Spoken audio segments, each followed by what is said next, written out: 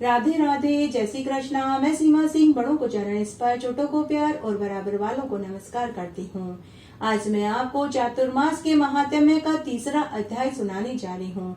अब तक हमने 2 अध्याय सुने हैं। अगर आपका कोई भी अध्याय सुनने से छूट गया है तो डिस्क्रिप्शन बॉक्स में मैं उसका लिंक छोड़ दूंगी। आप वहां से अपना छूटा हुआ अध्याय सुनकर पुण्य लाभ कमा सकते हैं।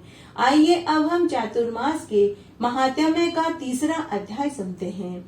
ब्रह्मा जी नारद मुनि से बोले कि हे नारद, चातुर्मास में नित्य ही स्नान करने के पश्चात श्रद्धा से पितरों का तर्पण करने से बड़े भारी फल की प्राप्ति होती है। संगम अथवा जलाशय पर देवता तथा पितरों को जल देकर तृप्त करना चाहिए। फिर जय होम आदि नित्य कर्म करने से अनंत फल की प्राप्ति होती है। चातुर्मास में गोविंद भगवान का स्मरण करने से सभी सिद्धियां सुलभ हो जाती है। इससे देवता, पितर, मनुष्य सभी को तृप्ति मिलती है। चातुर्मास में श्रद्धा धर्म में युक्त होकर पूजन आदि करने से कई गुना फल मिलता है। अच्छे पुरुषों का सत्संग करना, गुरु और देवताओं की सेवा करना, वेदों का पाठ करना, सत्य बोलना, गाय की सेवा करना, गौदान करना, भगवान के शयन करने पर गो की सेवा और गोदान नियम पूर्वक करने से विशेष फल की प्राप्ति होती है। तो नारद मुनि ब्रह्मा जी से पूछने लगे कि हे ब्रह्मन, वे नियम कौन से हैं जिनको चातुर्मास में धारण करने से चातुर्मास का संपूर्ण फल प्राप्त होता है? कृपा करके आप हमें उन नियमों को सुनाइए। तब ब्रह्मा जी कहने लगे कि हे नारद, चातुर्मास के नियम इस प्रकार हैं, तुम ध्यान से सुनो। क्योंकि नियम धारण करने से ही मनुष्य को सभी कार्यों में सिद्धि मिलती है और विद्वानों को सुख की प्राप्ति होती है। क्षमा और सत्य जो गुण है उनको धारण करना, वेदों का पाठ पढ़ना, शौच और स्नान नियम पूर्वक करना, भगवान के गुणों का संकीर्तन करना, प्रत्येक को क्षमा करना, किसी भी प्रकार का क्रोध न करना, विद्वानों ने ये नियम बताए हैं। तथा अपनी वाणी, कर्म और वचन से किसी को दुख न पहुंचाना और सत्य बोलना। सत्य सब धर्मों में परम धर्म कहा गया है। सत्य ही तप है, सत्य ही ज्ञान है, सत्य से ही धर्म प्रतिष्ठित होता है। अहिंसा धर्म का मूल है। अतः चातुर्मास के सेवन में कायिक, वाचिक और मानसिक किसी भी प्रकार से हिंसा नहीं करनी चाहिए। दूसरे के द्रव्य का हरण, दूसरे के भोजन को ग्रहण चातुर्मास में निषेध बताया गया है। अहंकार विष की तरह मनुष्य के शरीर में व्याप्त रहता है, इस कारण अहंकार से बचना चाहिए। चातुर्मास में नियम पूर्वक रहने वाले को क्रोध और लोभ से भी दूर रहना चाहिए। इस प्रकार संतोष से रहें, मोह और मान को त्याग कर सब पापों से बचे तथा दया और धर्म के कार्य करने से कई एक जन्मों के पाप नाश हो जाते हैं, इसमें कोई संदेह नहीं है।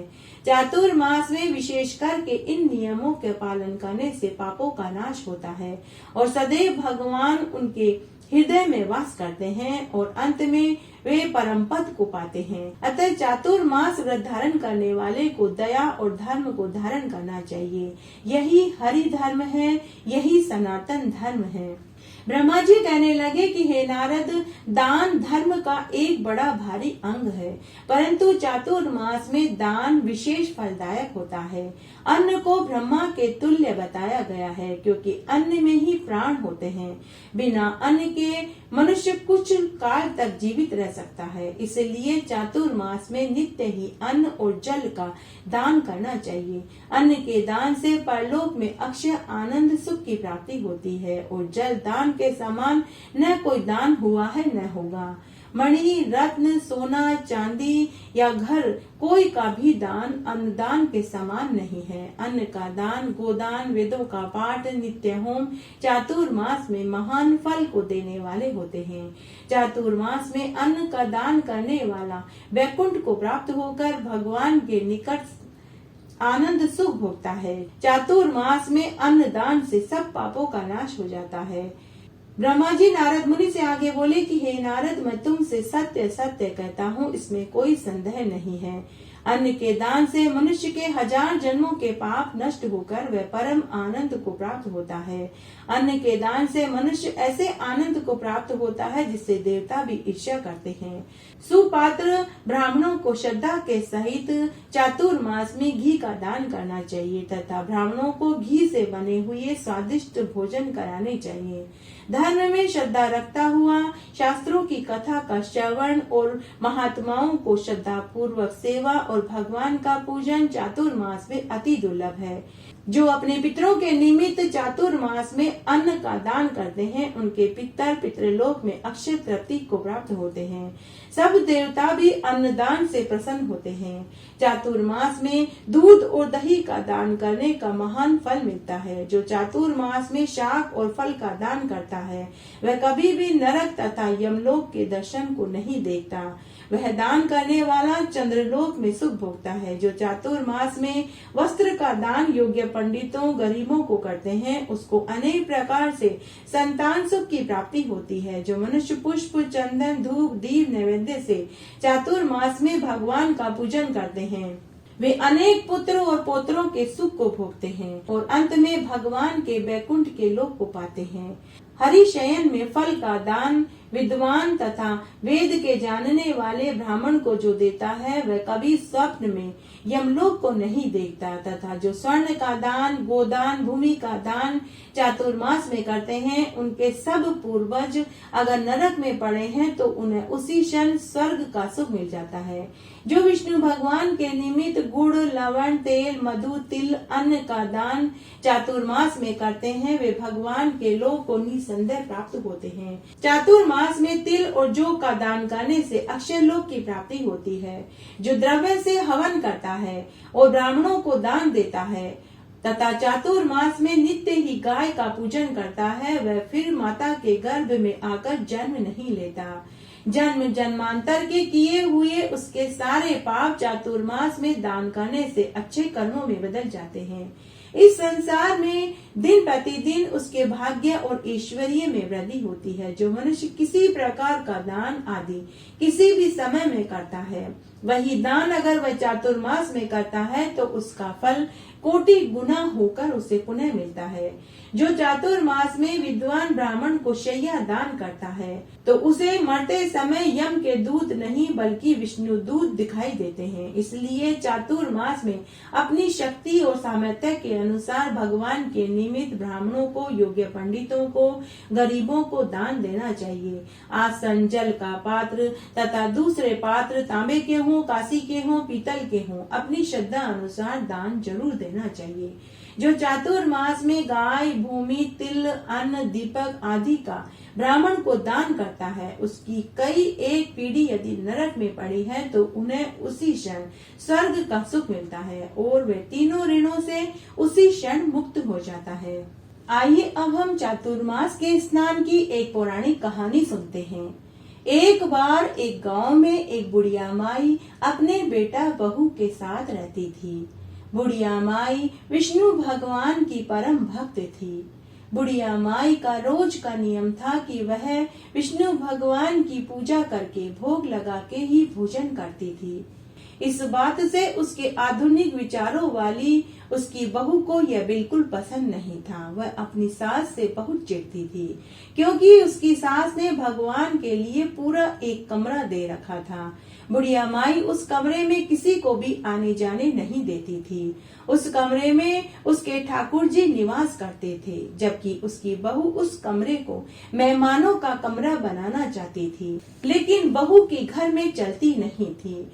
बहू मन ही मन सास को गालियां देती थी कि न जाने यह डोकरी कब मरेगी, यह मरे तो इस घर पर मेरा राज चले। तब एक दिन बुढ़िया माई अपने बेटे से बोली कि बेटा इस बार चातुर्मास में मैं गंगा तीर्थ में जाकर रहना चाहती हूँ, तुम मेरी तीर्थ यात्रा का बंदोबस्त करवा दो। गांव के बहुत से लोग तीर्थ यात्रा पर जा रहे हैं, मैं उन्हीं के साथ चली जाऊंगी। तब बुढ़िया के बेटे ने अपनी माँ से कहा कि माँ अगर तुम्हारी यही इच्छा है तो जरूर जाइए, मैं आपके रहने खाने पीने का पूरा इंतजाम करवा दूंगा। तब बुढ़िया के बेटे ने अपनी पत्नी से कहा कि मेरी माँ चातुर्मास में तीर्थ यात्रा करने गंगा जी जाएगी। तुम मेरी माँ के लिए आटे के घी के लड्डू बना देना और उसमें काजू बादाम आदि भी डाल देना और उनके 4 महीने का सामान, कपड़े, दवाइयाँ भी एक बक्से में रख देना। जब उसकी पत्नी ने यह सुना तो वह बहुत खुश हुई। वह मनी मन सोचने लगी कि चलो बहुत अच्छा हुआ, बुढ़िया माई 4 महीने तक घर से बाहर रहेगी। 4 महीने तक इस घर पर मैं राजपाट करूंगी। अब पीछे से मैं ठाकुर जी के कमरे को खाली करके नया बना दूंगी। उस कमरे को मैं मेहमान वाला कमरा बना दूंगी। नए नए पर्दे, सोफा सेट, टेबल, गुलदस्ता लगा दूंगी। पूरी रात वह यही सोचती रही। सोचते सोचते सुबह हो गई। जब उसकी आंख नहीं खुली और वह देर तक सोती रही तो उसके पति को खाना, चाय उसकी माँ ने बना कर के दिया। जब बहू सोकर उठी तो 10 बज चुके थे। उसका पति काम पर जा चुका था। शाम को बुढ़िया का बेटा अपनी माँ के लिए ट्रेन की टिकट बना कर के ले आया और अपनी माँ को गंगा जी छोड़ने की तैयारी करने लगा। बहू ने सास के बक्से में कपड़े, दवाइयों के साथ ठाकुर जी की प्रतिमा कपड़े में लपेट करके रख दी और बक्सा सासू को पकड़ाते हुए बोली कि सासू माँ, इस बक्से में कपड़े, दवाइयाँ और जरूरत के सामान और आटे और घी के लड्डू भी रख दिए हैं। जब भी आपको भूख लगे निकाल कर के खा लेना। सास ने अपनी बहू को ढेरों आशीर्वाद दिए। बोली, दूधो नाओ, पूतो फलो, लाखों में बैठो, करोड़ों में उठो, पीला खाओ, पीला पहनो और खूब सारे ढेरों और भी अनेक आशीर्वाद दिए। बेटा अपनी माँ को ट्रेन में छोड़ने के लिए उसके साथ चला गया और गंगा घाट पर एक झोपड़ी बना करके वहाँ अपनी माँ को छोड़ आया। अब बुढ़िया माई अपना समय भजन कीर्तन में बिताने लगी। रोज सुबह ब्रह्म मुहूर्त में उठती, गंगा जी में स्नान करती, सूर्य नारायण भगवान को अर्घ्य देती, विष्णु भगवान की पूजा करती। उसके बाद गंगा घाट पर बहुत से श्रद्धालु भजन कीर्तन कर रहे होते, वहाँ जाकर वह भी बैठ जाती। शाम को गंगा आरती में शामिल होती और उसके बाद झोपड़ी में आकर सो जाती। फिर सावन का महीना आया। फिर सावन के महीने में वह भगवान महादेव को फूल, आंकड़े, बेलपत्र, धतूरा और दूध खरीदने के लिए बक्से में से रुपए निकालने के लिए बक्सा खोला तो उसमें रुपयों से भरी उसे एक पोटली मिली। बुढ़िया माई ने रुपये निकाले और खूब पूजा की सामग्री खरीदी और शिव मंदिर में पूजा करने लगी। सावन मास में जूता, छतरी दान करने लगी। जब तीज आई तो उसने तीज माता की पूजा करी, सत्तू के लड्डू बना कर के दान करे, सुहागिनों को सुहाग के सामान दान करे। बुढ़िया माई जिस चीज की इच्छा से बक्सा खोलती, भगवान विष्णु की कृपा से उसे बक्से में वो ही चीज मिलने लगी। बुढ़िया माई मन ही मन अपनी बहू को आशीषें देने लगी कि बहू ने मेरा कितना ध्यान रखा है, उसने सभी सामान बक्से में रखे हैं।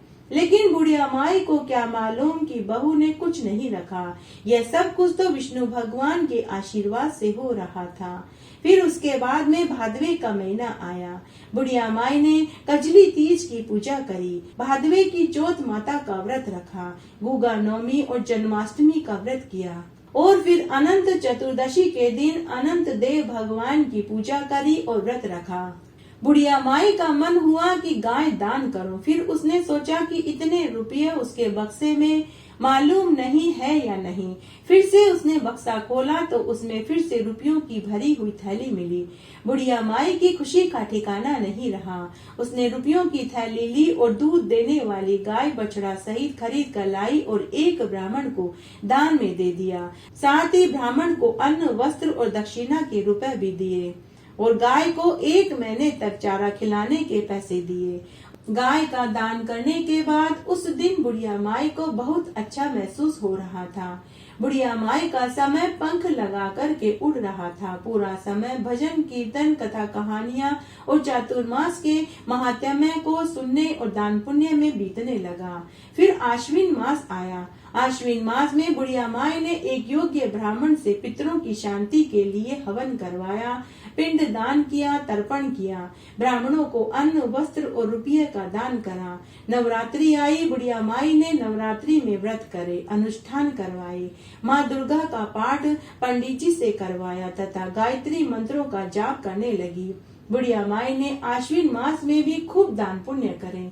फिर कार्तिक का महीना आया। बुढ़िया माई ने कार्तिक मास में पीपल पतवारी सींची, बड़ पीपल सींचे, तुलसी जी सींची, दियाबाती करी, सूर्य नारायण भगवान को अर्घ्य देती, पूरे कार्तिक मास में तारा भोजन करती तथा पंडितों से कार्तिक मास की कथा कहानियों और महात्म्य को सुनने के बाद दक्षिणा के रुपए देती। ईली और गुण की कहानी सुनती, आंवला नवमी की कहानी सुनती, तुलसी जी की कहानी सुनती, राम लक्ष्मण सीता माता की कहानी सुनती, पीपल माता की कहानी सुनती, लपसी और तपसी की कहानी सुनती, गंगा जमुना की कहानी सुनती, शालिग्राम भगवान की कहानी सुनती और बैकुंठ चौदस की कहानी सुनती। और कहानी सुनने के बाद ब्राह्मण को दक्षिणा के रुपए देना नहीं भूलती। बेचारी बुढ़िया माई को तो विश्वास ही नहीं हो रहा था कि जब भी वह रुपए लेने के लिए बक्सा खोलती है तो रुपये की थैली कहाँ से आती है। तब एक दिन रात्रि को बुढ़िया माई को शाम के ठाकुर जी की याद आई। वह मनी मन सोचने लगी कि पता नहीं कौन मेरे ठाकुर जी की पूजा करता होगा, कौन सुबह शाम दीपक करता होगा, कौन भोग लगाता होगा। तभी बुढ़िया माई के मन में विचार आया कि अच्छा होता कि मैं अपने ठाकुर जी को भी साथ ले आती। मैं रोज उनके दर्शन करती, रोज नहलाती, रोज दीपक बाती करती और रोज भोग लगा पाती। दूसरे दिन जब बुढ़िया माई ने बक्सा खोला तो उसमें से उसको ठाकुर जी मिले। बुढ़िया माई की खुशी का तो ठिकाना नहीं रहा। बुढ़िया माई ने ठाकुर जी की प्रतिमा को अपने सीने से लगा लिया, जैसे एक माँ अपने बिछड़े हुए बच्चे को सीने से लगा लेती है। बुढ़िया माई खूब फूट फूट कर रोई। तभी बुढ़िया माई को आश्चर्य हुआ। उसने देखा कि ठाकुर जी के आंखों में भी आंसू भरे हुए थे। बुढ़िया माई ने खुद के साड़ी के पल्लू से ठाकुर जी के आंसू पोंछे। फिर बुढ़िया माई ने ठाकुर जी को गंगा जल से स्नान कराया, पूजा करी, घी का दीपक जलाया और भोग लगाया। बुढ़िया माई का चातुर्मास का समय बहुत आनंद से बीत रहा था। लेकिन उधर दूसरी तरफ बुढ़िया माई के घर में उसकी बहू और बेटे बहुत दुख भोग रहे थे। उसकी बहू को लकवा मार गया, बेटे की लगी लगाई नौकरी जाती रही। घर में जो रुपए पैसे और गहने थे चोर चुरा कर के ले गए। दोनों बेटा बहू दाने दाने को मोहताज हो गए। बुढ़िया माई की बहू ने खाट पकड़ ली। उसने जो सोचा था कि सासू के जाने के बाद सासू जी के कमरे में नए पर्दे और सोफे लगाऊंगी, सब धरे के धरे रह गए। फिर एक दिन उसकी पड़ोसन चीनी मांगने आई। उसने उसकी यह दशा देखी तो उसने बुढ़िया माई की बहू से कहा कि अरे बहन, तुम्हारी यह हालत देखकर बहुत दुख हुआ। बहन, तुम्हें इतनी तकलीफ है, हमें बता दिया होता, पड़ोसी होने के नाते हम जरूर तुम्हारी मदद करते। तुम्हारी यह हालत कब और कैसे हुई, तुम्हें यह लकवा कैसे आ गया। लेकिन बुढ़िया की बहू के मुंह में लकवा आया था तो वह ठीक से बोल नहीं पाई। तब पड़ोसन बोली कि बहन, सब मनुष्य को अपने अपने कर्मों का फल भोगना ही पड़ता है।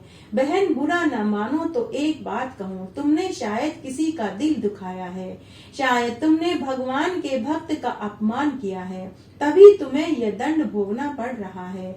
बहन, अगर तुमसे कोई पाप हुआ है तो तुम उसका प्रायश्चित कर लो, भगवान शायद तुम्हें माफ कर दे। ऐसा कहकर पड़ोसन चली गई। बिस्तर पर पड़ी पड़ी बहू खूब रोई। उसके पति ने उससे पूछा कि तुम क्यों रो रही हो, तो उसकी पत्नी कुछ न बोल पाई। बुढ़िया माई की बहू ने हाथ जोड़कर भगवान से अपनी गलती की माफी मांगी कि हे विष्णु भगवान, मुझे माफ कर दीजिए। मैंने जो अपनी सास के साथ किया, मुझे उसकी सजा मिली है। हे विष्णु भगवान, जैसे ही मेरी सासू माँ आएगी मैं उनसे अपनी गलती की माफी मांग लूंगी और ठाकुर जी की प्रतिमा उसी पूजा वाले कक्ष में रखवा दूंगी और साथ ही मैं सासू जी की भी पूजा करूंगी। अगर मैं सही हुई तो अगले साल सासू माँ के साथ मैं भी जोड़े से चातुर्मास का स्नान और व्रत करूंगी और तीर्थ यात्रा पर जाऊंगी।